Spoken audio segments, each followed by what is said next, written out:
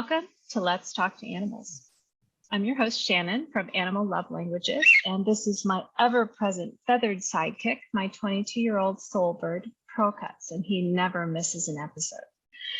Have you ever wished you could talk to animals? You can. Animal communication is every human animal's birthright, and I'm on a mission to share this with our podcast listeners and our YouTube watchers and all those who treasure and adore the wildlife and the animals that we share our lives with. My very first experience talking to animals was with an iguana. I will never forget because I was totally expecting a cat or dog, and instead I started to get the sensation of this yellow, very smooth, hairless skin, and I was like, what the heck is up? And imagine my surprise and my delight, lifelong reptile lover here. And my first thought after finishing our conversation was, everyone can do this. And you can. Just going to go out on a limb here and assume that if you're listening or if you're watching today, that you have an interest in animal communication, that maybe you've even been wondering if it's something that you could add to your toolkit. Through this series, I've invited a group of amazing animal intuitives and animal communicators to shed light on how to get started. You know, what do you do first?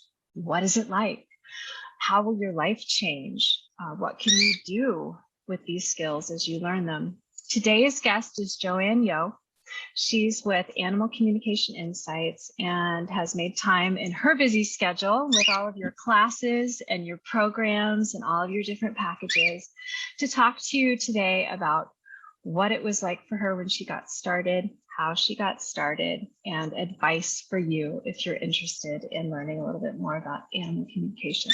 So our first question today for you, Joanne, is when did you know that talking to animals is even possible? Well, I never knew it was possible. It wasn't something or a concept that I had heard about. My background growing up as a child wasn't around animals or nature.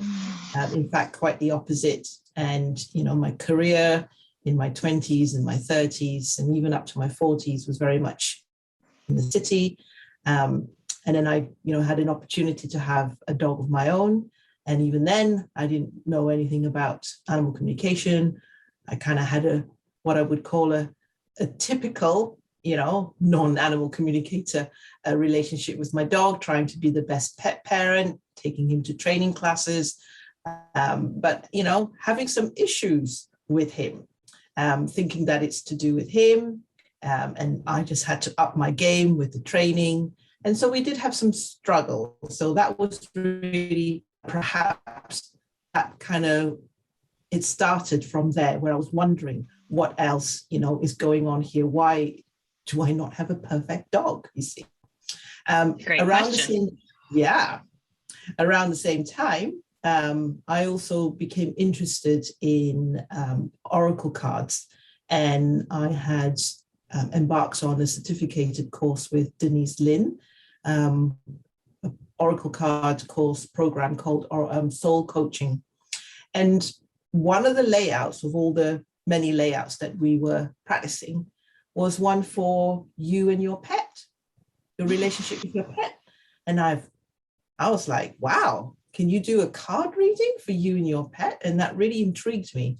And of course, with the questions that I was having about my relationship with my dog, so I started to do that with the cards and thinking, what the cards, following the guidance of the cards to get the messages. And within this program, I was part of a group, a community, where we would just share, our journey and our card readings. And then out of the blue, somebody had put a post in the group saying, I'm looking for someone to do a reading for my cat. Anybody here wants to do one? And I thought, wow, I've not even seen somebody ask for that. So I put my hand up because it didn't seem many people had said yes to it.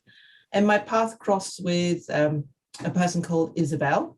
And turned out that when I was doing the card reading, I started to get information that wasn't connected with the cards. I was getting information about, some visuals, some emotions, and bits and snippets of information about the cats. behavior, life, likes and dislikes. And unbeknown to me, Isabel was actually a communicator herself. So she actually said to me, do you realize, she says, that what you're doing is animal communication? And that was my very first introduction to the term animal communication. How amazing. I've heard it said and have definitely experienced it. Not only do our animals find us, but sometimes animals will find us in the most mysterious ways to help us realize that we have untapped potential or deeper expression within us. And it sure does sound like Isabel and her cat really had their eyes on you. Yes, How because neat. it could have been, if it wasn't Isabel, it could have been somebody just wanting a reading. Because the story kind of goes on with Isabel.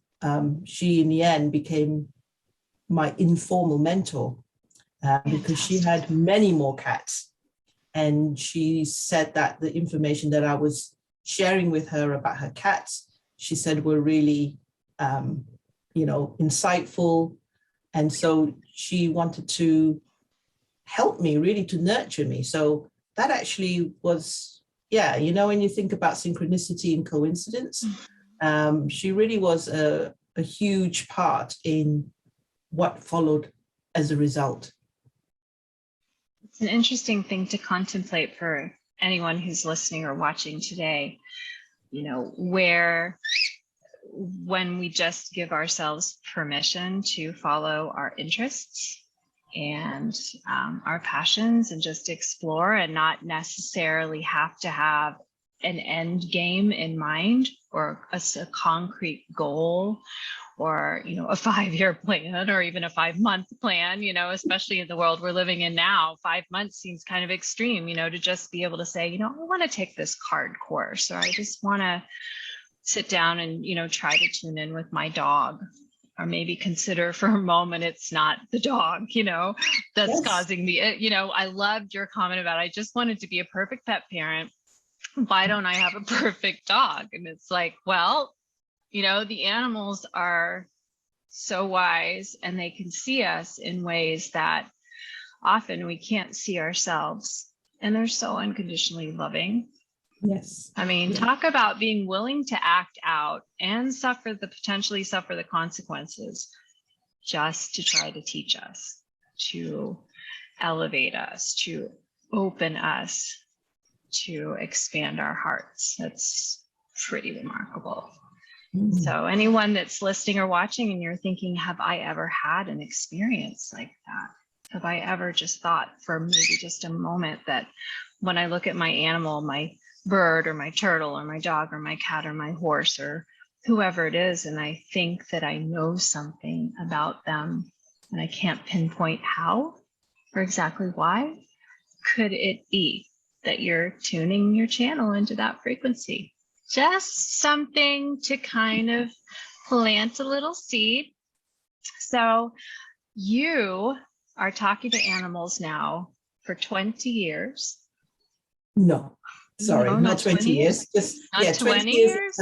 No, not 20 years. In terms of 20 years within the field of having been introduced to energy work, but to actually connecting with animal communication and started my business would have been about 6 years ago. 6 years ago. So you've had six years now of very consciously, and I would argue probably many more years of unconsciously, maybe not quite so consciously, talking to animals.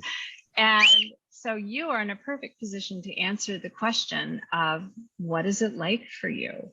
What is it like? What does it feel like? What is it the same as talking to a person? Is it way different? Does it change? Yeah, it's interesting. I'd like to share. I'd love to hear it.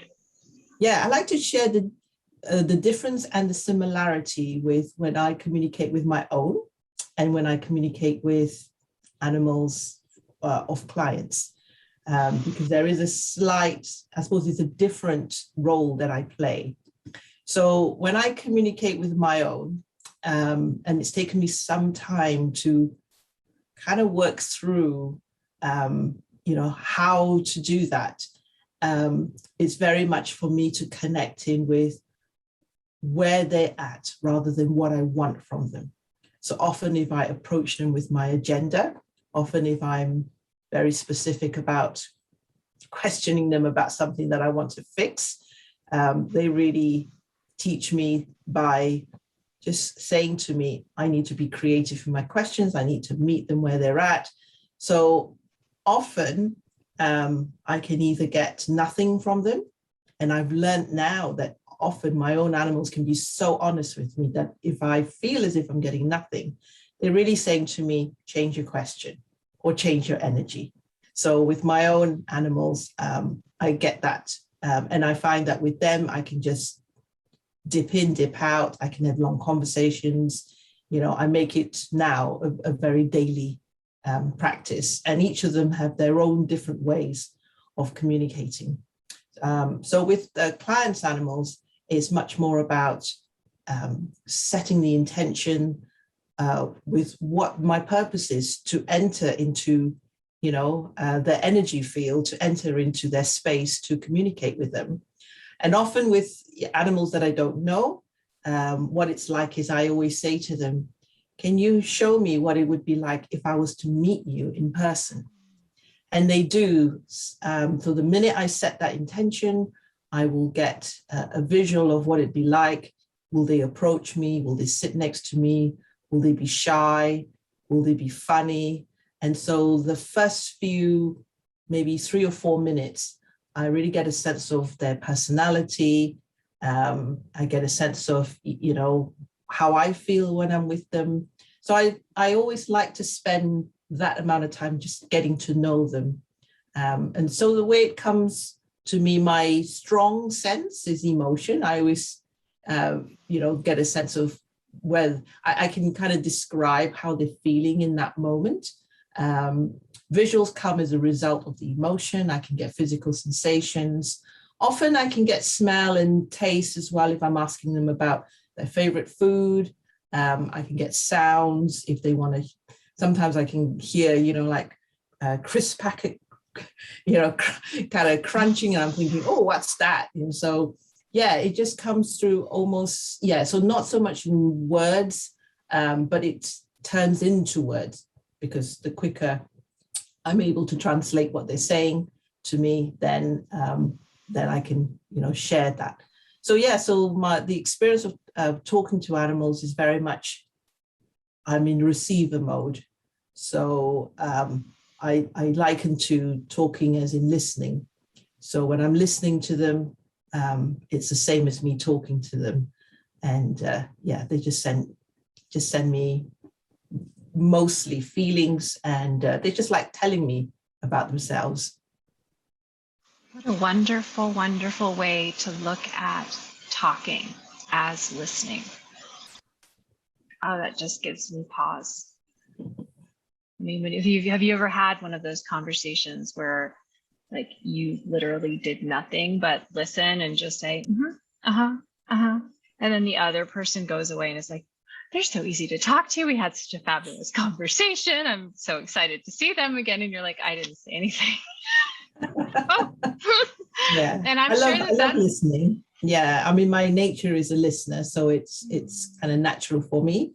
And then for the quieter animals, I still listen, but I may prompt with some questions. And I like being creative with my questions. I ask questions from the animal's perspective. I don't assume that they know exactly what I mean, because a lot of the things that we ask them is as a result of, a human environment. It's our perception, of things. So I will always kind of double check and say, when we talk about crossing the road and, busy cars, I'll just say to them, what does cars mean to you?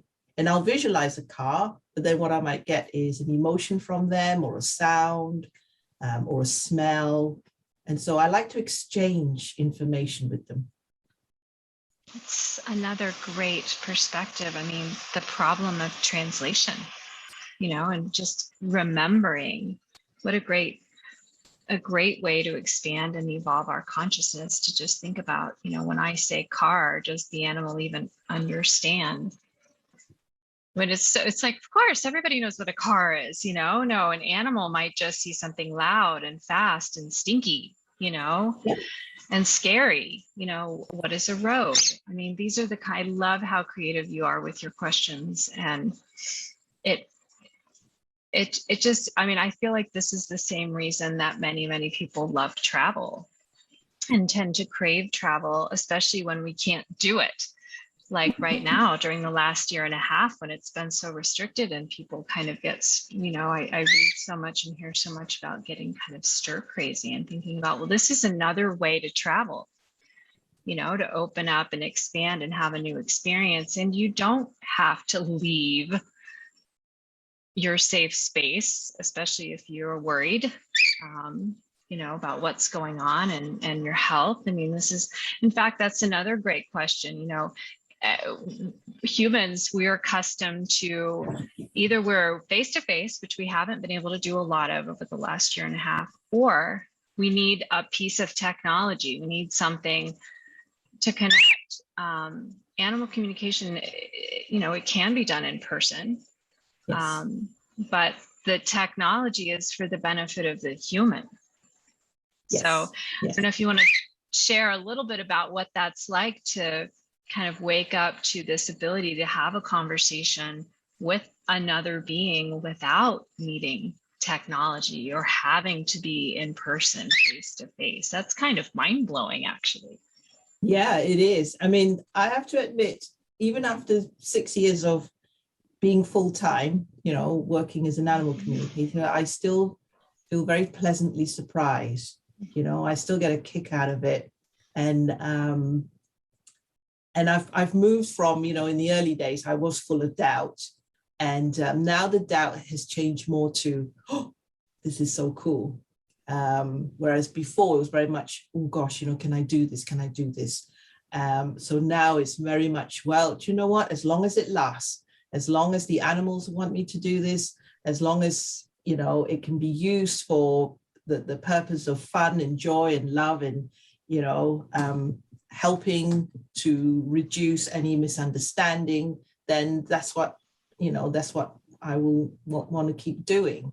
So in terms of technology, yes, I mean, the way I learned to do this is I do need the photograph of the animal, because I'm easily distracted. So if I don't have a picture, imagine that. Yeah. Is there anyone listening or watching who can relate, right? Yeah. So if I don't have a picture of the animal, then, somebody described to me, said, okay, I've got a tabby cat, then I can imagine all sorts of different tabby cats, and I could be connected in with a different tabby cat. And then I'd be questioning that too much. So I always like to work with a photo, and I don't have to study it. I just look and then I connect with that. But yeah, I mean, now I'm not restricted by location.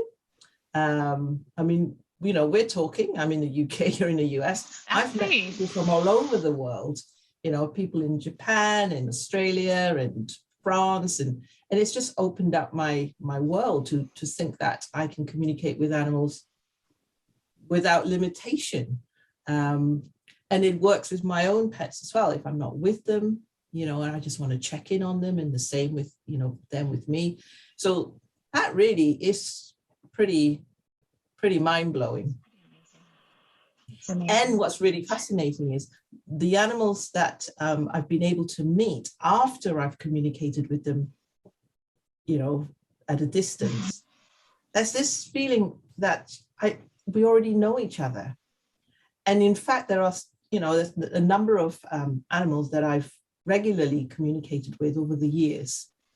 And I have to pinch myself, because it's like, I have met them, but I know I haven't, but I have met them. And so it really does bring home that there is no limits when we cross dimensions, I suppose. Exactly, the interspecies aspect of it. And there's a huge I would say, growing wave of loneliness that's happening as our world continues to adjust to the pandemic that just won't quit, and we start to try to reconfigure what we can expect in terms of remaining connected. And it's so easy to forget.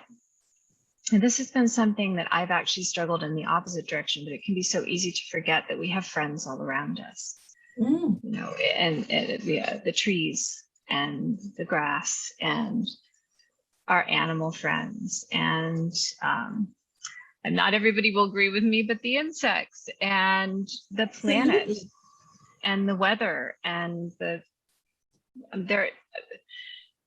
there's always somebody to keep company with if we just start to open again, a little expand again, reframe. I remember in college, I'm still a late bloomer. I'm 50 this year, and I think I'm still sprouting. I'm not even sure I'm blooming yet, but I just remember when I was lonely in college, which was quite a bit, I would go see a flock of birds on the lawn, and I would just go sit with them. It's like, oh, those are my people. You know, I've had birds since I was 8, so these are my beings, so to speak. And I always felt like maybe they were kind of like, she's a strange, large bird, you know, she doesn't, but they always were just very accepting. I felt very accepted. You know, I want to touch on a point you made about that doubt, that early doubt, because it's easy to tune into a podcast or watch a video on YouTube, binge watch even. We'll be at that level soon. We'll have enough episodes if you want to binge watch. Let's talk to animals, you can, or binge listen. But it's another experience entirely to learn about it in a book or listen to somebody else talk about doing it and actually get yourself over that hurdle into, well, I too can do this. And that, you know, it's not, I mean, it's like, there's the doubt of that fear factor of like, oh, I'm going to be the only person on the planet that can't do this, right? I know I had that when I first started. I'm going to be the only person in the world that the animals will not talk to, you know, totally not, didn't happen. And then there's, as you're kind of learning the mechanics, you know, because we have to learn our language, we have to learn how to speak it, we have to learn how to use it, we have to learn how to listen with all of our senses, and then we refine our craft. And that helps us navigate when we're having tougher conversations, deeper conversations. So I know you have a number of programs and you also offer mentoring. So how would you, what advice would you give to somebody? Maybe they've never done it before, or maybe they've just had like 1 or 2 experiences and they're right. How do you get over that hump so you can create a consistent practice of these conversations and you just don't let that doubt just stop you cold? Yeah. I've been so blessed to meet Isabel because she was the starting point. So I didn't, you know, kind of do it on my own or set up on a course or anything like that. And so the context was that it was informal. She was so supportive. And if I didn't get something that she could relate to, she could explain. She could say, it could be this, it could be that, you know, look at the bigger picture. She just gave me that foundation of not immediately thinking you're wrong, not immediately going to that place of, oh, this is rubbish, or I can't do it. And in many ways, I'm kind of honoring, you know, what she did for me by now really helping, you know, other learners and even professionals who, you know, we all carry this doubt. And a lot of the doubts are to do with actually the humans. It's nothing much to do with the animal.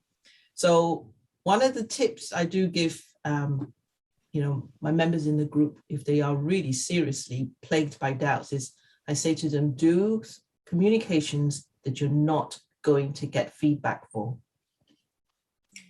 Because if you're doing communications with the background thought that you're going to get feedback, therefore could be right or wrong, you're not focused on connecting in with your senses. You're not focused just on the animal, So I often say, just submit at least 5 or 6 communications where you don't get feedback, and just go with the flow, what is coming through, and just put everything down. No editing, don't leave it out. If you think this doesn't make sense, write that out. It's fine. Just write, I received something yellow and I think it could be a banana. Well, this seems silly. I want them to write all of that out. I want them to give me a commentary of what is going on with them.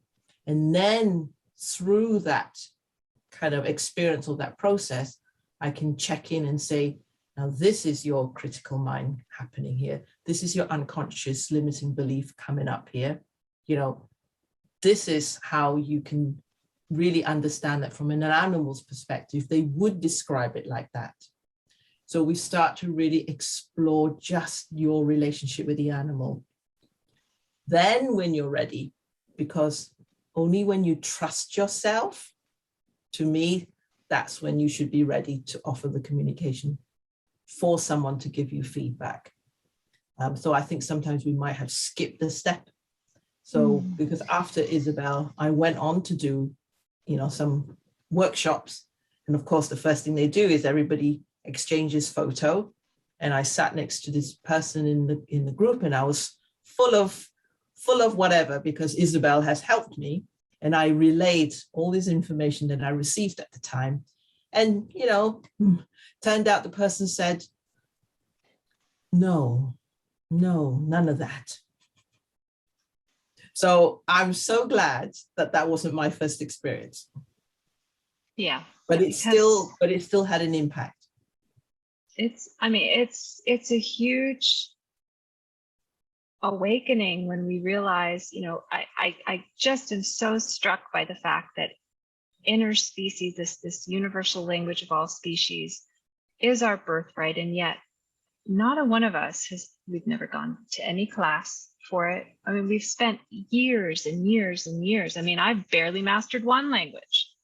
I've tried to learn 5 others and I've bombed at all 5 of them, and that was after careful study and practice. And so expecting ourselves to be able to learn how to speak, listen, and communicate in a new language, and then take in all of that data, that's what my teachers thus far have called it, data, and sift through to find the important bits and do that quickly and be able to respond. And that takes work, and we don't realize we're even doing it. And we just expect all of what we've learned with our primary language to translate so automatically and effortlessly. And because we're now communicating between an animal, their person, and ourselves. Now that's not always the case if we're talking to, let's say, a wild animal in our backyard, or we want to connect in with an animal that we've heard about on the news that's in the wild. Maybe it's not filtered through human, but in most cases, animal communication is going to be filtered through a third party in that communication, which is the human. And that human may not see things from their animal's perspective. Yeah. They have the freedom to disagree, because they too, I loved what you said about, our own old limiting beliefs, or our, critical mind talking, because that animal's human is also going to be dealing with those things. But unlike us, they're probably not going to know it. Just that perspective of, well, I've been a perfect pet parent. I just love that. Why isn't my dog perfect? And coming to fix my dog. I'm coming to you, animal communicators, so you can fix my dog. It's like, maybe it's the dog, not the dog. That's exactly what you said. Maybe it's not the dog who needs fixing. It's so profound. And it's really, it's one of those things that's worth putting in the time. It's worth struggling. I just want anyone who's tried it and maybe doesn't feel confident right now, isn't sure that they too can do this, to understand that, this is learning, this is growing, this is stretching. I think if you can find someone that can really have this ability to have a, the bigger perspective for you, somebody who's been, through it as well, and just to have that guidance, because just having an understanding of how does the information come through, how do we know it's from the animals and not our own thoughts, how do you get to a place where you trust yourself, how do you get to a place where, how do you become aware of, are you visual, do you get sounds, do you get smell, are you more physically, kind of somebody that really feels the sensations. I think it's knowing that it really comes through in those those senses, and then being able to kind of check out that when we translate it, to double check with the animal and say, do you agree with my translation? Because I've then we can get a sense of them going yes or no. So always referring back to them is really my, kind of advice for the times when I did have confidence with Isabel, and then went through a whole period of about 1.5 years when I decided to offer it as a service. And of course that brought in different challenges. And and then really learning about how to also help the pet parent, to understand the information that's comes through, help them to shift their perspective. So I started to do a lot of my work using video calls, because it was easier to have the conversation live. It was easier for me to bring the two parties together. And if the pet parent turns around and says, no, I don't agree, I just want my dog to, behave itself, I'll actually say to the dog, did you just hear what your mum said? She just wants you to behave. And then he'll give her the answer. So I'm not then trying to fix, I'm not trying to resolve. I'm just saying, hey, can you hear what she's saying? And then he might say, I'm doing my best to behave, but I don't actually know what the criteria is for behaving. So that I'll say to the person, can you break down what behave means? Because your dog doesn't actually know what behave means. So when you say to him, can you just behave? He's thinking, what does that mean? So then we have this amazing conversation where the human then breaks down what behave means. I send that to the dog in visual, sound, smell, taste. We have different scenarios. And then the dog goes, oh, that's behave. Well, I can do that, but I don't know if I can do that. And then you have this kind of agreement. We have this, negotiation, and it helps the pet parent to go, I didn't realize he didn't understand. And I'll be saying, well, can you see now why we assume so much about our animals? And then that shifts their relationship. So they don't think, oh, he's only just doing that because he's being difficult. Because remember, it was me that said, why is my dog perfect? So I had to go through all of that. I had to really understand what perfect meant, so that's why I can help others to really get to a place where there's no assumptions made, but open discussion. Absolutely. And it's so critical, because it feels like, simultaneously, especially over the last 1.5 years, which of course now, is starting to kind of feel like our new reality. There both have been a lot more pets that have been relinquished, and there have been a lot more pets that have been adopted or purchased. And so the role of the animal communicator as the translator, as the mediator, as at least the moderator, can be so critical in keeping pets with their people and helping people understand what's going on, so we can work together, so we can remain a family, and there sometimes something that feels like it's completely broken beyond repair is really very fixable if we just approach it from a different perspective. Maybe try something new that you've never tried before. And, maybe some of you, because we know how YouTube in particular curates things, maybe, you stumbled across Let's Talk to Animals when you were really looking about, how to fix your carburetor or clean out the attic, and you have no idea why you're watching this. But maybe your animal has been doing that crazy thing that drives you insane, and maybe that this is a little nudge from them, because a lot of times animals will drop the idea into their people's minds. And suddenly we're starting to think about, I wonder if I did work with an animal communicator, what would I learn? What would happen? That's a great question. And I've got to give myself props for this. It leads so smoothly into my final question for you, which is I really want to hear more.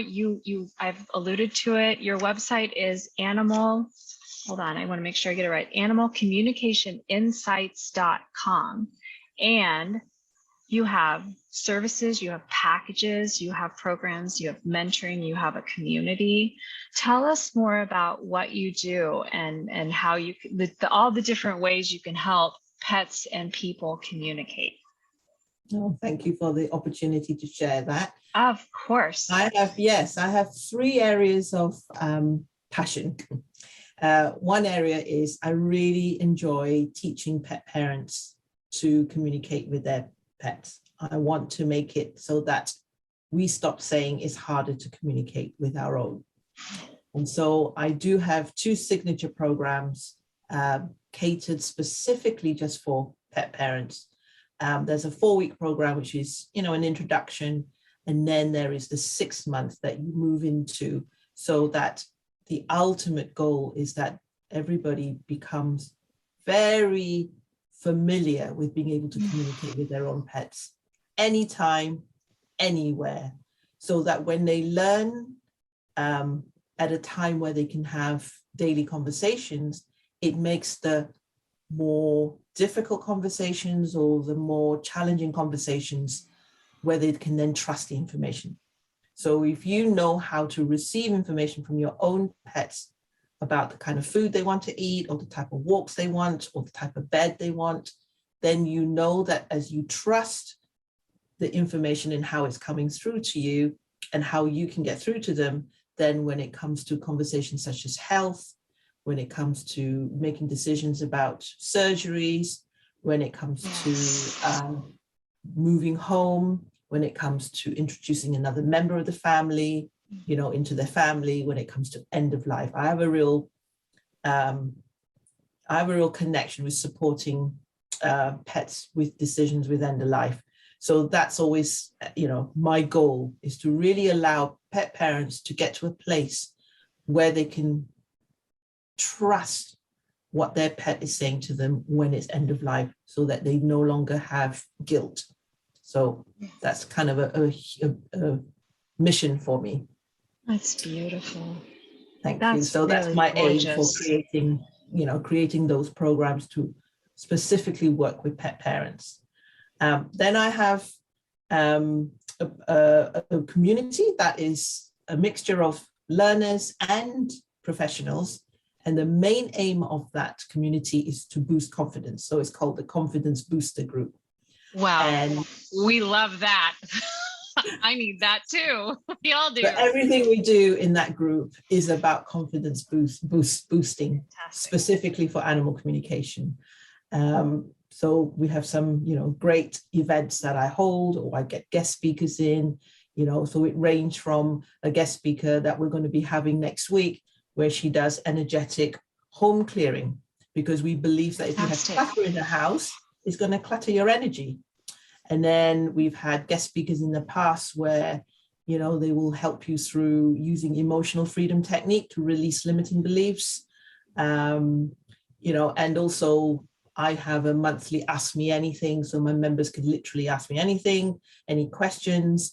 I don't hide anything. I will share stories of client sessions where I've been, I don't think I did that well, or somebody's asked for a refund, or I will share, aha moments. I will share about, wow, I didn't realize that, you know, this animal could tell me this, try this question really worked.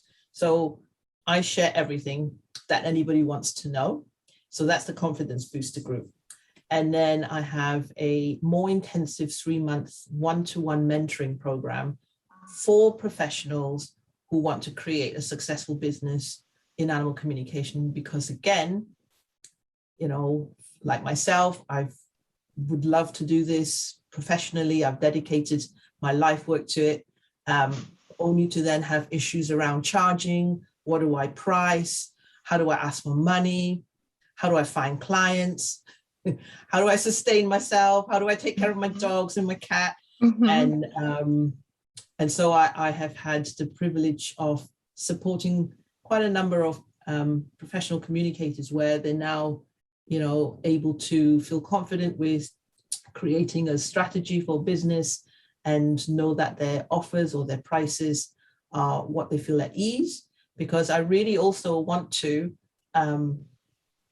collectively communicators to demonstrate that animal communication is a credible service, is credible to, you know, as a paid service, and it's really important.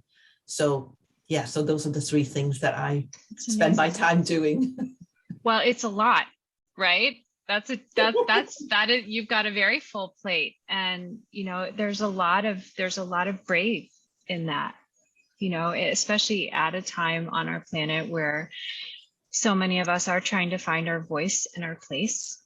And so many of us are starting to wake up and realize, I'm not really happy doing the work that I've been doing. It doesn't feel fulfilling. I don't feel like I can make a difference. And I want to jump out of bed in the morning and get excited because I've had all these downloads and all these new ideas, and I'm doing something I love, whether that's animal communication or it's something completely different.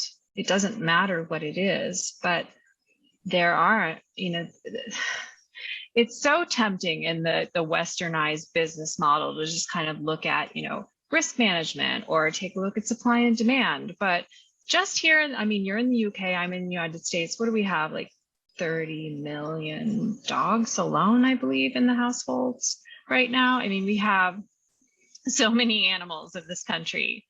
And I just, you know, when I was training my class, I think we had 16, you know, and I mean, when you look at, it's like there will always be a need for more professional animal communicators. Yeah. We are not, you know, demand is just a matter of having enough supply so that there are people that even, you know, are reached with the message that animal communication is a thing. My mother is my biggest supporter. You know, I talk to one animal and she's like running around the neighborhood telling everybody that I talk to pets. Wow. You know, I mean, she tells everyone that I channel animals. I mean, it was just, it's actually really cool.